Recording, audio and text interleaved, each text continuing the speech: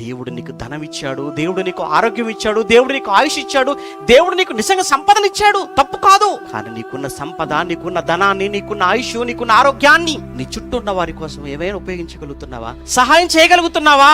దేవుడు అదేనండి కోరుకుంటాడు. దేవుడు స్వయంగా వచ్చి చేతులు చాచి అడుక్కోడాయన. ఆయన మాట ఏంటో తెలుసా? అల్పులైన ఈ నా సహోదరులలో ఒకనికి మీరు చేస్తే నాకు చేసినట్టు. మీరు ఎవరికైనా సహాయం చేస్తున్నారా? కానీ దేవుడు అన్నాడు, ఒరే, నాకు చేయవలసిన పని లేదురా, నా పనిలో నా కొరకు బ్రతుకుతున్న వారు ఎవరు అవసరములో ఉన్నారో, ఎవరు రోగంతో ఉన్నారో, ఎవరు ప్రమాదంలో ఉన్నారో వారికి మీరు చేయండి. వారికి మీరు చేస్తే అది నాకు చేసినట్టుగా భావిస్తా నేను.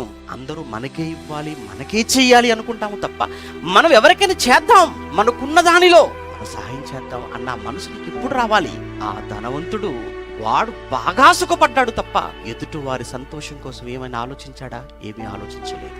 కళ్ళ ముందు కనబడుతున్నాడు లాజరు, కనికరించలేదు లాజరును. నువ్వు కనికరించనప్పుడు చచ్చిన తర్వాత నిన్నెవడురా కనికరిస్తాడు అంటున్నాడు దేవుడు అక్కడ. చూసారా? ఇక్కడ మీరు ఎవరి పట్ల కనికరం చూపించినప్పుడు, ఎవరికి మీరు సహాయం చేయనప్పుడు, ఎవరి పట్ల దయా గుణాన్ని మీరు ప్రదర్శించినప్పుడు, రేపు చనిపోయిన తర్వాత మీకు కూడా దయ ఉండదిక, కనికరం ఉండదు, జాలి అస్సలు ఉండదు, సహాయం ఎవరు చెయ్యరు.